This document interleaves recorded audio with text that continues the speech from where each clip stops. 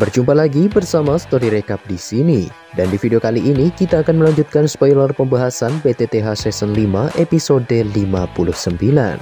Buat kalian yang belum nonton episode sebelumnya bisa cek link di kolom komentar. Oke, tanpa banyak bacot lagi, langsung saja kita kupas pembahasannya. Setelah tertangkapnya Yalou ke tangan utusan Aula Jiwa atau Pelindung Wu, Xiaoyan pun benar-benar menerima pukulan berat di hatinya. Sementara itu, setelah Pelindung Wu menjerat jiwa Yalou ke dalam cincin penyimpanannya, dia lantas menyapu pandangannya ke arah Xiaoyan dan berniat menyerangnya sekali lagi.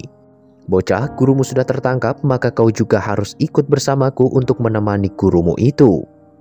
Ekspresi Kaisar S dan yang lainnya seketika berubah drastis setelah kemunculan Pelindung Wu di hadapan mereka untuk yang kedua kalinya. Meski Kaisar S sudah bergegas untuk membawa Xiaoyan pergi, namun sepertinya tekanan secara tiba-tiba yang mereka terima itu membuat Xiaoyan tidak bisa bergerak sedikit pun. Sesaat kemudian Xian pun muncul di hadapan Xiaoyan dan yang lainnya. Dia segera meminta Kaisar S untuk membawa pergi Xiaoyan ke tempat yang lebih aman, sementara dia akan menahan serangan dari Pelindung Wu. Karena tak punya banyak waktu, Kaisar S pun terpaksa menuruti perintah Xian dan segera membawa Xiaoyan yang sudah kehilangan semangat hidup. Tepat ketika Xiaoyan pergi, sebuah cahaya ungu yang tidak biasa pun seketika muncul di kedua mata Xian. Dia lantas mengepalkan tinju kecilnya yang dilapisi oleh aura ungu yang kian memadat menjadi sebuah armor yang menyerupai kristal berwarna ungu. Suara rendah dan dalam muncul ketika tinju kecilnya itu bertabrakan dengan kabut hitam yang dilancarkan oleh Pelindung Wu. Tak disangka bahwa kekuatan Xian benar-benar mampu memblokir pukulan dari Pelindung Wu yang merupakan seorang elit Douzong. Tentu saja setelah menggunakan kekuatan menakutkan semacam itu, tubuh Xian pun kini menerima beban yang sangat besar. Cahaya ungu di matanya perlahan meredup diiringi dengan aura di tubuhnya yang terlihat semakin melemah. Medusa yang melihat semua itu seketika bergerak dan muncul tepat di hadapan Pelindung Wu. Dengan pedang panjang berbentuk ular 7 warna di tangannya, dia pun langsung menyerang ke arah tenggorokan Pelindung Wu. Namun sayang, di situ Pelindung Wu berhasil melepaskan cakar hantu miliknya dan menangkis serangan Medusa. Setelah berulang kali diblokir oleh Medusa, Pelindung Wu pun merasa sangat marah. Dia lantas berteriak dengan keras sembari berkata, "Medusa, apakah kau benar-benar ingin menjadi musuh Aula Jiwa kami?" Setelah pertarungan panjang melawan Yalou sebelumnya, Pelindung Wu pun kini merasakan energi di tubuhnya semakin berkurang. Selain itu, teknik pemakan roh yang dia gunakan untuk meningkatkan kekuatannya secara paksa juga mulai menunjukkan tanda-tanda berakhir. Jika hal ini terus berlanjut, kemungkinan dia akan menemui ajalnya di tangan Medusa. Oleh karena itu, Pelindung Wu pun memutuskan untuk melepaskan Xiaoyan dan mundur terlebih dahulu agar bisa memulihkan kekuatannya.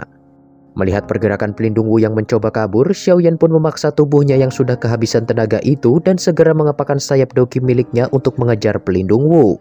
Pergerakan Xiaoyan yang begitu ceroboh itu tentu membuat Pelindung Wu merasa sangat senang karena bisa menangkap Xiaoyan di saat keadaannya tidak menguntungkan. Namun di tengah perjalanan, Medusa tiba-tiba muncul di hadapan Xiaoyan dan langsung menghentikannya. Dengan suara yang dalam dan lembut, Medusa lantas mengatakan, "Bocah, jangan bertindak sembarangan. Kau harus sedikit lebih tenang jika tidak ingin membuat gurumu kecewa. Tidak akan ada lagi orang yang bisa menyelamatkannya jika kau sampai tertangkap." Di sisi lain, Pelindung Wu hanya tersenyum dingin sembari berkata, "Xiaoyan, gurumu bukanlah tubuh spiritual biasa. Bahkan kepala aula sangat menyanjungnya dan tak akan melakukan apapun kepada tubuhnya dalam waktu singkat. Jika kau memiliki kemampuan, maka datanglah ke Aula Jiwa untuk menyelamatkannya." Setelah mengatakan itu, Pelindung Wu pun dengan cepat menghilang dari pandangan semua orang. Medusa dengan lembut menghela nafas saat dia melihat mata merah Xiaoyan yang berlinang air mata. Wajah acuhnya seketika menjadi lembut sembari mengelus kepala Xiaoyan dan berkata, "Kau harus berlatih lebih keras lagi untuk mewujudkan harapan gurumu itu. Terlebih, klan Xiao masih membutuhkanmu untuk bisa berdiri kokoh di Kekaisaran Jiama." Sementara itu, di area lapangan Sekte Yunlan, Nalan Yanran bertanya kepada Yunzi apa yang harus mereka lakukan selanjutnya. Mengingat setelah kematian Yunsan, Sekte Yunlan kini benar-benar berada di ambang kehancuran. Terlebih, dia juga tahu bahwa semua kekacauan itu disebabkan oleh Xiaoyan. Yunzi yang mendengar perkataan itu seketika mengepalkan tangannya dengan erat. Dia jelas mengerti bahwa setelah kepergian Pelindung Wu, Xiaoyan kemungkinan akan melampiaskan semua amarahnya kepada Sekte Yunlan. Bagaimanapun, dua orang yang dicintai Xiaoyan telah ditangkap Aula Jiwa yang secara langsung ataupun tidak langsung berhubungan dengan Sekte Yunlan. Oleh sebab itu, masalah ini memang tidak mungkin bisa diselesaikan secara damai. Di sisi lain, Xiaoyan akhirnya perlahan menjadi tenang seiring berjalannya waktu. Tatapannya seketika menyapu ke arah Yunzi dan juga Nalan Yanran berada. Sesaat kemudian Yunzi mengatupkan giginya sembari mengatakan, "Xiaoyan, apa yang akan kamu lakukan setelah semua ini terjadi? Tidak bisakah kau menghentikan tindakanmu dan memberi belas kasihan terhadap sekte kami?"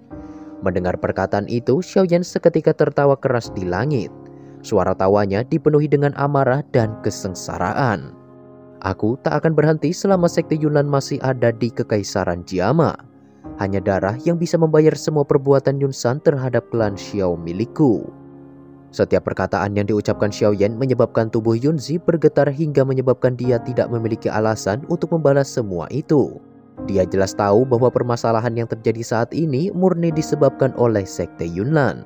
Namun bagaimanapun juga, Yunzi masih menjadi seorang pemimpin dari sekte Yunlan. Oleh karena itu, dia bertekad untuk menghentikan Xiaoyan meskipun harus mengorbankan nyawanya. Tindakan Yunzi kali ini tentu membuat Xiaoyan semakin terpojok dan tak punya pilihan lain selain bertarung dengannya. Tak lama kemudian, Xiaoyan pun memakan pil obat dari cincin penyimpanannya untuk memulihkan Douqi di tubuhnya sementara waktu.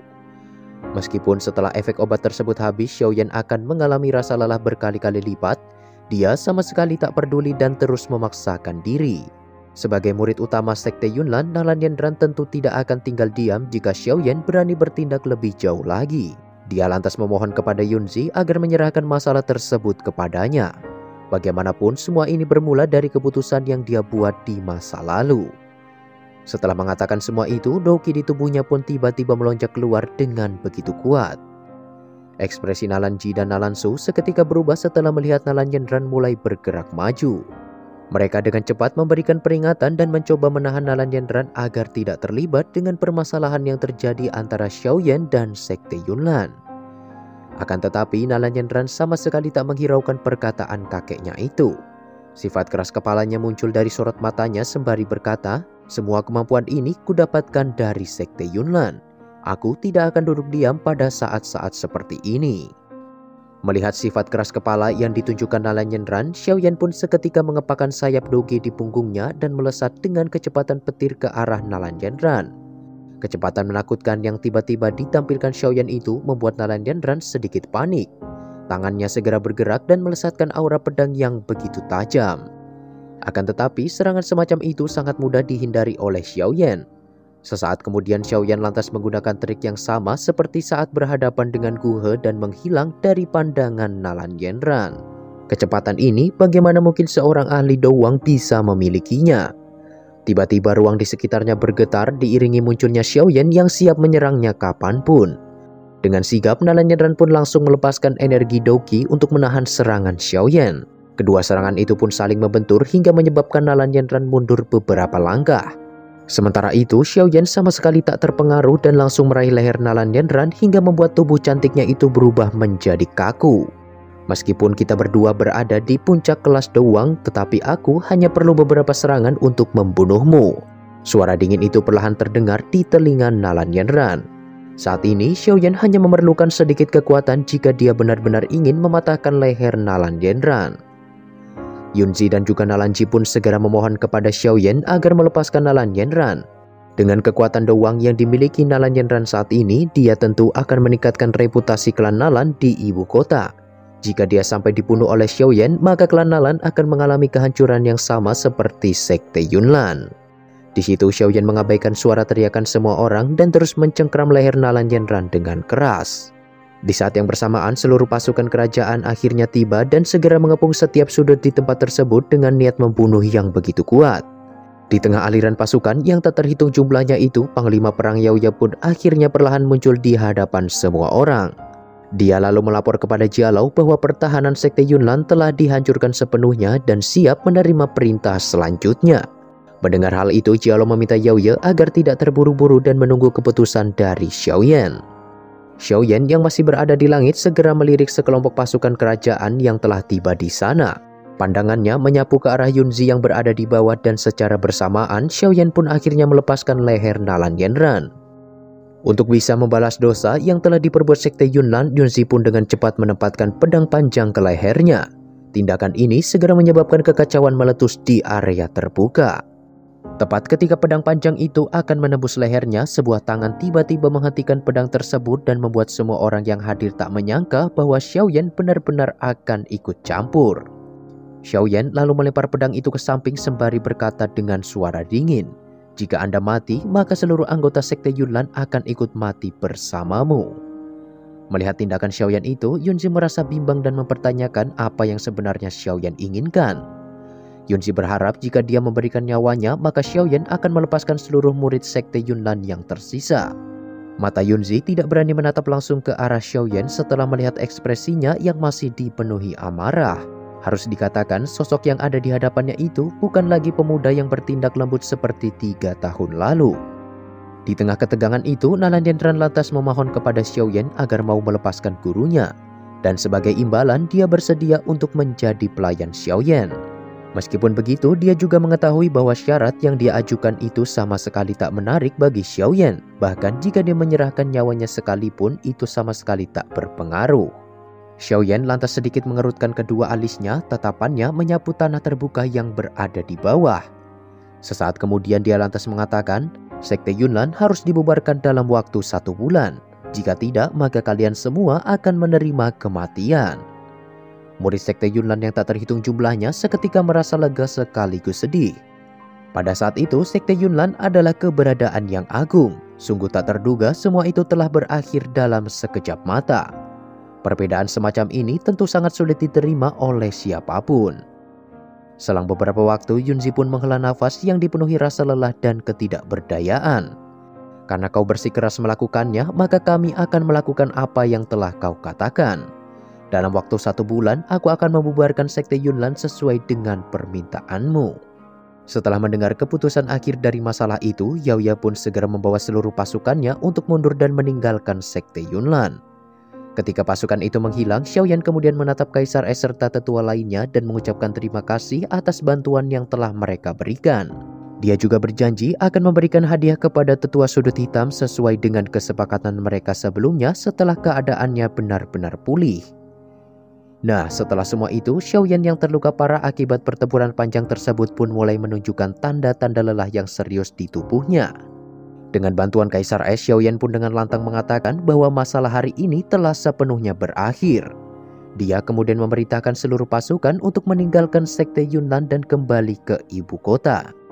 Sebelum pergi, Xiaoyan menyerap mayat dingin Yunsan yang tergeletak di tanah ke dalam cincin penyimpanannya. Meskipun Yalou saat ini telah ditangkap aula jiwa, tetapi dia yakin di masa depan mereka akan kembali bertemu. Oleh karena itu, dia harus tetap mengumpulkan semua bahan yang diperlukan untuk membentuk kembali tubuh gurunya itu. Ekspresi Yunzi sedikit berubah saat Xiaoyan mengambil tubuh gurunya itu. Meski dia ingin mengatakan sesuatu, namun mulutnya terasa seakan terkunci mengingat ada begitu banyak nyawa murid sekte Yunlan yang berada dalam cengkraman Xiaoyan. Setelah semua urusannya selesai, Xiaoyan kemudian menyapu pandangannya ke arah Kaisar Es dan mengatakan, "Semuanya, ayo kita pergi." Kaisar Es mengangguk, tangannya dengan cepat memegang Xiaoyan. Dia lantas mengepalkan sayap es di punggungnya dan terbang menuju ibu kota. Jialau, Fama, Medusa serta anggota lainnya pun segera menyusul Xiaoyan dari arah belakang. Tekanan yang menutupi hati orang-orang dari sekte Yunlan secara bertahap memudar setelah barisan tempur itu menghilang dari pandangan mereka. Pertempuran besar yang telah mengujang kekaisaran pun kini benar-benar telah berakhir.